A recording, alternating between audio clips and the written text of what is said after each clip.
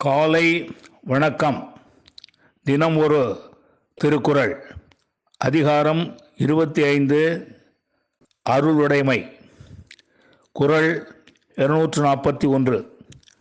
அருட்செல்வம் செல்வத்துள் செல்வம், பொருட்செல்வம் பூரியார் கண்ணும் உள. மீண்டும். அருட்செல்வம் செல்வத்துள் செல்வம், பொருட்செல்வம் பூரியார் கண்ணும் உள. இதன் விளக்கம்: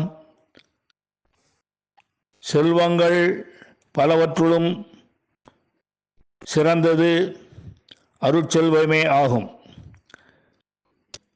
ஆனால் பொருட்செல்வம் இழிந்த மனிதரிடமும் உண்டு என்பதை அறிவோம்.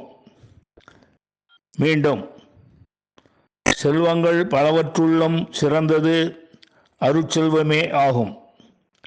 ஆனால் பொருட்செல்வம் இழிந்த மனிதரிடமும் உண்டு என்பதை அறிவோம்.